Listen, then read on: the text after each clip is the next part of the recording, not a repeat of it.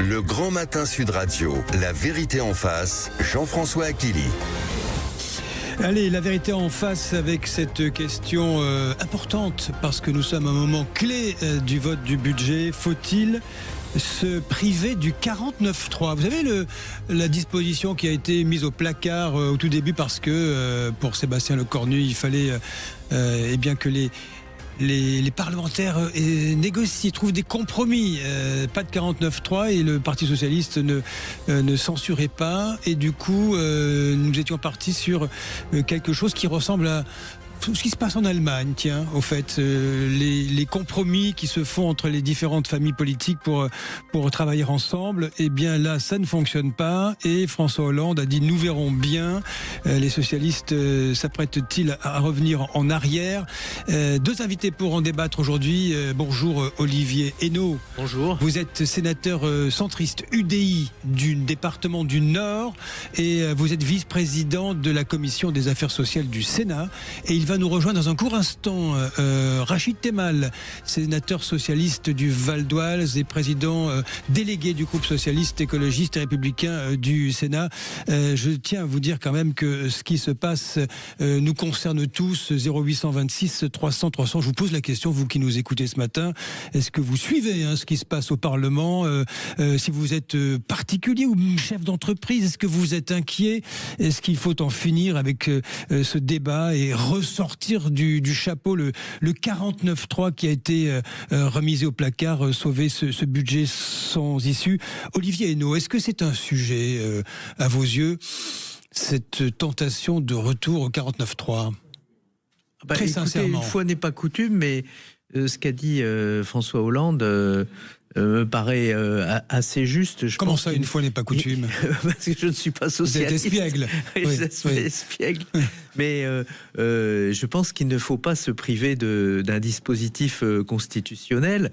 Moi, le 49.3 n'est pas l'idéal, mais s'en priver par nature, eh bien, c'est renoncer aux outils qui ont été donnés par le président de Gaulle et le général de Gaulle et par Michel Debré. Et c'est pas l'idéal, le 49.3. Mais voyez-vous, Michel Rocard l'a utilisé à 46 reprises, Emmanuel Valls à 6 reprises, et sans le 49.3, on n'aurait par exemple pas eu la CSG. Oui. Je veux dire, c'est très concret. Bien sûr. Et est-ce que, parce que c'est passé au 49.3, un projet de loi n'est pas légitime ? Je pense que c'est une bêtise. C'est d'ailleurs ce que je reproche, moi, aux socialistes. Considérer que la réforme de retraite est illégitime parce qu'elle est passée au 49.3, ça n'a aucun sens. Parce qu'on on prendrait la totalité des projets de loi qui sont passés au 49.3, mais la CSG, elle n'est pas légitime, la CSG, elle est passée au 49.3. Bon.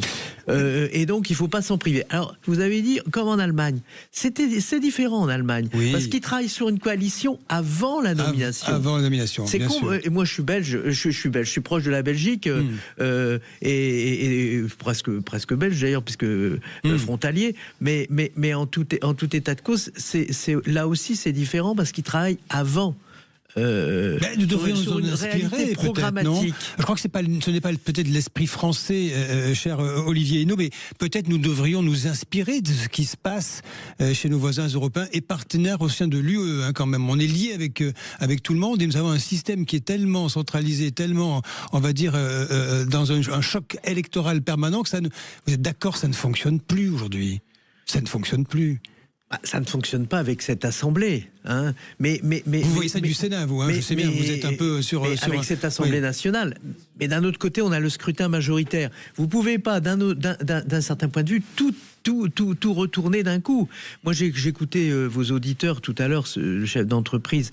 Oui, mais l'Assemblée, elle est ce qu'elle est, elle est ingouvernable, mais c'est les Françaises et les Français qui ont voté, vous voyez. Je veux dire, quand les gens votent pour les extrêmes et que on a du mal à trouver des solutions, l'Assemblée, il faut pas s'étonner non plus, hein.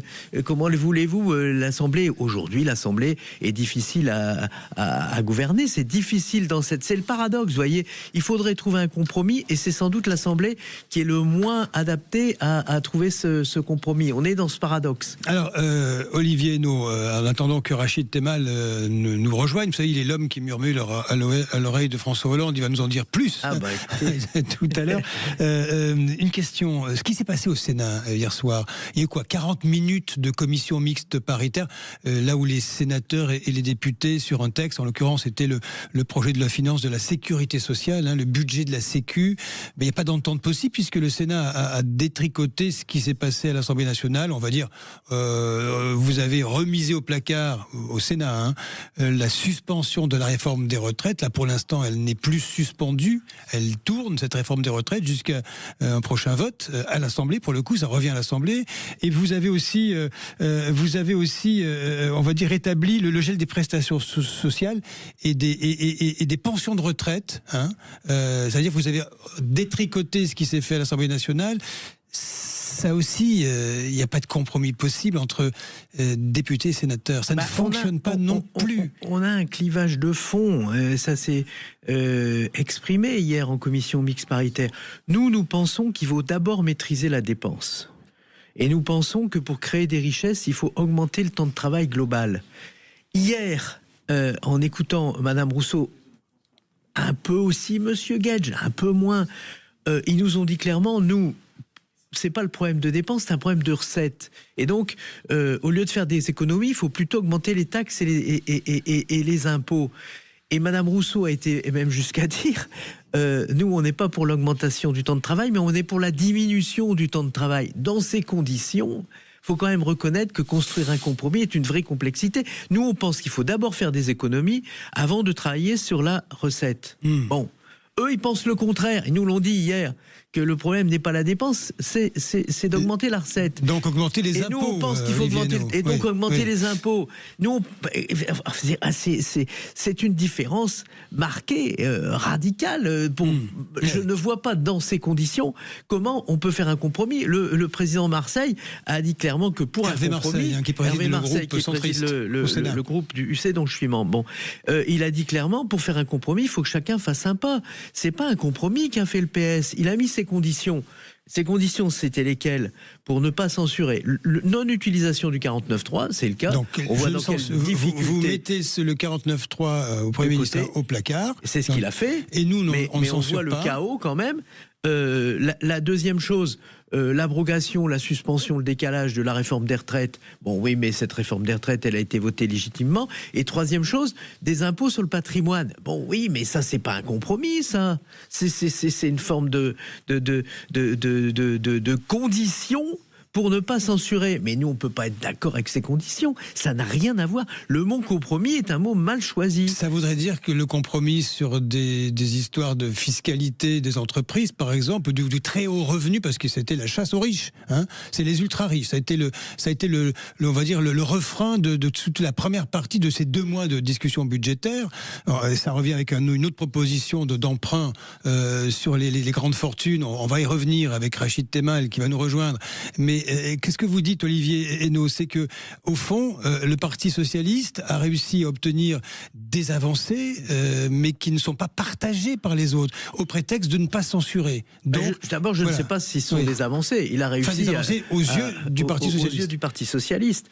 Mais alors c'est le retour de l'impôt Monroy, du temps de l'austérité en quelque sorte. Puis cette histoire de. Mais encore une fois, la justice fiscale peut être une question, mais c'est pas la première de notre pays. L'impôt Monroy que vous évoquez, c'est des économies, c'est de réguler notre dépense publique. Faire des économies avant de prélever toujours plus sur le dos des Français. Et là, il y a un clivage entre nous qui est assez important. Voilà. Et qui est total. Et qui est total, je ne sais pas, mais en tout cas qui est très. On l'a vu en commission mixte paritaire. C'était très net. Nous, on disait d'abord les économies et ensuite on posera le problème de recettes. D'abord augmenter le temps de travail et eux, ils nous répondent non, il faudrait le baisser. Qu'est-ce que vous voulez? Il faut reconnaître qu'il y a une différence et un clivage. Quand vous dites l'impôt Monroy, pour nos auditeurs, c'est cette proposition du Parti socialiste, du PS sénatorial, d'instaurer l'an prochain un emprunt obligatoire pour les contribuables les plus fortunés. Alors c'est à hauteur de 5 à 6 milliards d'euros. C'est-à-dire que vous êtes obligé de prêter votre argent à 0% pendant quelques années. C'est ça l'idée? C'est la créativité fiscale. Qu'est-ce qui se passe à la sortie? Alors, par rapport à votre auditeur, je pense que moi je suis contre cet impôt, mais dire que la signature de l'État français n'est pas respectée, c'est faux.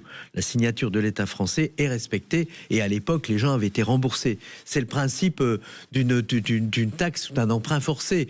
Encore une fois, nous on pense que d'abord il faut réduire le niveau des dépenses publiques et maîtriser la question des dépenses sociales et ensuite s'occuper de la question de la justice fiscale. Oui, et puis il y a une autre question, vous voyez, c'est très intéressant. Est-ce que les écarts de revenus, par exemple la question du logement très pertinente posée tout à l'heure, est-ce que c'est forcément par les impôts qu'on rétablit cette question de justice dans notre société? C'est pas sûr du tout, ça. Vous voyez, moi je suis pas d'accord avec ça. Peut-être qu'il faut produire plus de logements, mais est-ce que c'est toujours par les impôts, par les taxes? Parce que si ça marchait, la France serait le pays qui serait le plus riche et le plus prospère et le plus performant. Or c'est pas le cas. Et le plus joyeux. Et c'est pas le cas non plus. Allez, restez avec nous. Merci Olivier. Et vous ne bougez pas, hein, sénateur centriste du Nord. 0826 300 300. Ces sujets vous interpellent. Vous n'hésitez pas à nous appeler. Nous attendons l'arrivée de Rachid Temal, sénateur socialiste du Val d'Oise, qui président délégué du groupe socialiste, écologiste et république du Sénat. La suite dans un court instant de La Vérité en face sur l'antenne de Sud Radio. Merci. Le Grand Matin Sud Radio, La Vérité en face. Jean-François Akili. Faut-il revenir à ce 49.3 pour en finir une bonne fois pour toutes avec ce débat qui n'en finit pas lui-même au Parlement. Avec vous, Rachid Temal, bonjour, bienvenue. Bonjour. Vous êtes sénateur socialiste du Val d'Oise et vous êtes le président délégué du groupe socialiste, écologiste et républicain du Sénat, et toujours avec Olivier Henno, sénateur UDI centriste du Nord et vice-président de la commission des affaires sociales. Rachid Temal, ce débat, nous l'évoquions avec Olivier Henno, vous avez entendu notre échange tout à l'heure. C'est fini, ça va dans le mur. Même le Sénat, même la commission mixte paritaire, on va pas être trop technique pour nos auditeurs. Hein. C'est le blocage quand même, c'est un constat de blocage, vous êtes d'accord? Le blocage aujourd'hui, il est dû principalement au fait qu'il y a une bagarre, pour pas dire une guerre, au sein de la droite. Ce qui se passe, c'est que vous avez les LR du Sénat, les LR de l'Assemblée, qui ont comme ambition de prendre le pouvoir l'un sur l'autre. Et après, ça veut dire que le socle commun, qui est en gros les macronistes et la droite, ne tient plus. Donc ils sont en guerre, et comme ils sont en guerre, ils n'arrivent pas à faire des compromis. Puisque mon collègue l'a dit hier à la tribune, il faut un compromis, mais le compromis c'est juste au sein de la droite, il n'y a pas de majorité dans ce pays. Il faut partir du principe qu'il n'y a pas de majorité. Pour la construire, il faut qu'il y ait finalement la gauche, avec le socle commun qui fasse un accord. Donc si le socle commun passe son temps à se battre en son sein et ne pas discuter avec la gauche, oui, ça ne marche pas. C'est la situation dans laquelle nous sommes aujourd'hui. Si je prends le cas de la retraite, prenons le cas de la retraite. C'était un élément fondamental. Et qu'est-ce qu'a fait la droite au Sénat? Elle a retiré tous les points du compromis qui avait passé à l'Assemblée. Olivier Henno, c'est la faute à la droite. Allez. Elle n'aide pas en tout cas le Premier ministre. Sur des bons vieux débats bien français. Ça m'apparaît un peu rapide et un peu politicien comme diagnostic. La question, elle n'est pas là. La question, elle est sur les lignes de fond. Sincèrement, de savoir qui est avec qui à la droite, machin. Et la gauche, vous croyez que c'est l'Amérique entre Sandrine Rousseau et Gued? Je ne crois pas. Ça, non, c'est secondaire.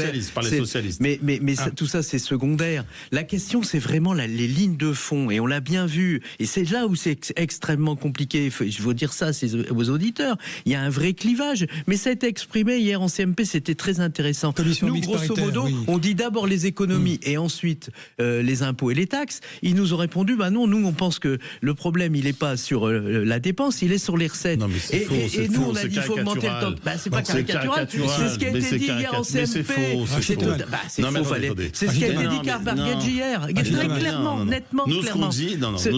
Le clivage, il est là. Et donc, dans ces conditions, c'est difficile de faire un compromis. C'est les lignes de fond. C'est pas de position. Non, mais il y a deux choses. Nous considérons, et c'est vrai, il faut jouer sur les deux éléments, les recettes et les dépenses. Et je rappelle que le déficit aujourd'hui, c'est globalement ce qu'a retiré Macron depuis qu'il est là au budget de l'État. Donc en fait, il y a bien une interaction. Donc nous on dit c'est les deux. On fait des économies et on fait de la dépense aussi parce qu'il faut relancer l'économie. Il y a des secteurs qui ne fonctionnent plus comme l'hôpital, etc. Et par ailleurs, ce que je dis, c'est que le problème, c'est qu'on peut rester chacun dans son couloir, ce que propose mon collègue. Mais à la fin, il n'y a pas de majorité.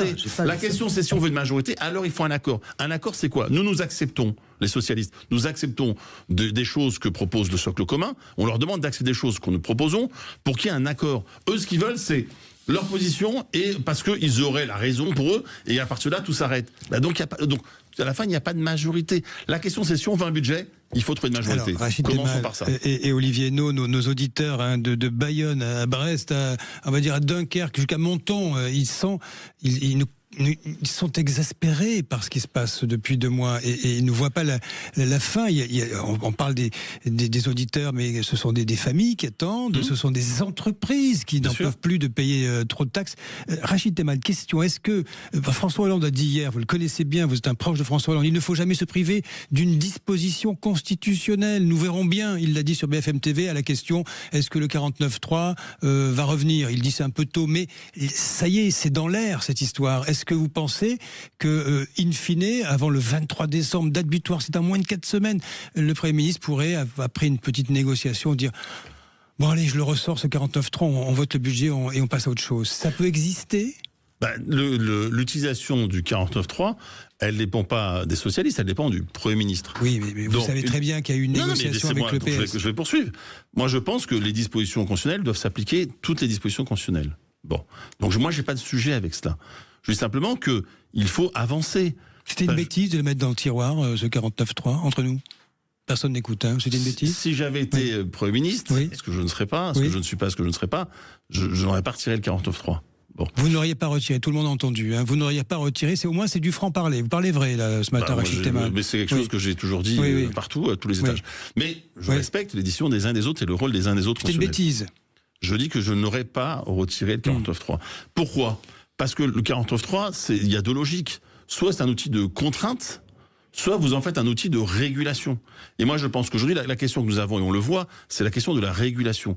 Comment, finalement, on prend ce qui a été fait de part et d'autre et on trouve un chemin.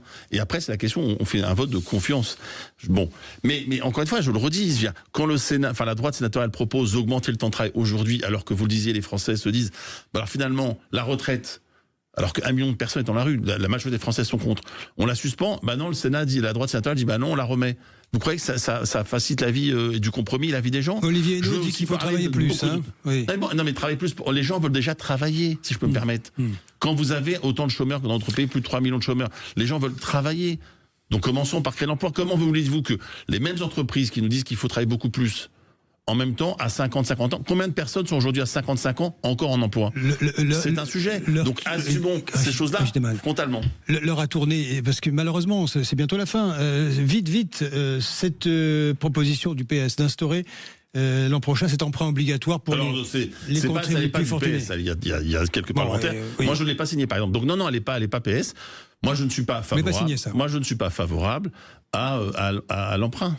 Oui. Parce que je considère que là aussi on détourne le problème. La vraie question qui était posée au début, c'est est-ce que finalement on contribue les uns les autres au niveau de nos recettes? C'est ça la vraie question. Et d'abord, commençons par dire, ceux qui gagnent beaucoup, et tant mieux pour eux, peuvent plus contribuer aujourd'hui de façon exceptionnelle. D'ailleurs, les centristes l'avaient proposé l'an dernier, et moi je pense que c'est le bon vecteur. Mot de la fin, Olivier Hénaud. Oui, non, mais alors, sur le 49.3, c'est peut-être un début de compromis, hein, puisque finalement, ça pourrait être la réutilisation. Mais quand mon collègue dit, nous, on accepte des choses de l'axe central ou du socle commun, oui, quoi? Dont vous êtes membre d'ailleurs. Il faut quand même dire quoi? Il suffit pas de dire on accepte des choses. Non, il faut formuler. Mais on l'a fait à l'Assemblée. Pas beaucoup.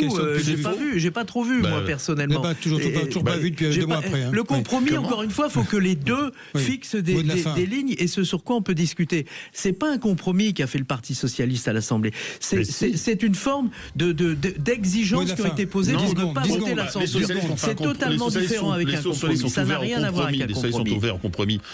Avec le socle commun. Ouverts à des conditions pour ne pas censurer. Mais le problème, c'est que mon collègue qui est membre du socle commun, lui-même est le premier à taper toute la journée sur le Premier ministre et le gouvernement. Ça, c'est le vrai problème. Et vous avez c'est secondaire, c'est de la politique politicienne. Une idée de la qualité du débat. Ça vous ressemble. Merci. Merci à tous les deux, en tous les cas, Rachid Temal et Olivier Hénaud pour ce débat vif, mais toujours digne. Ça, c'est bien. Ça, c'est très sénatorial, ça. Merci à tous les deux. Et bonjour à vous, Valérie Expert. Bonjour, Jean-François. Les thèmes de Mettez-vous d'accord. Eh bien, écoutez, pas mal de sujets aujourd'hui. On va évidemment parler du retour du service militaire volontaire. Ça passionne nos auditeurs qui réagissent assez nombreux au 0826 300 300. Clap de fin pour les centres éducatifs fermés. Ils ne remplissent pas leur rôle, a déclaré Gérald Darmanin. La délinquance des mineurs, faut-il responsabiliser les parents? Il y a des expériences qui sont menées et on va en parler avec vous dans un instant. Merci, bonne émission.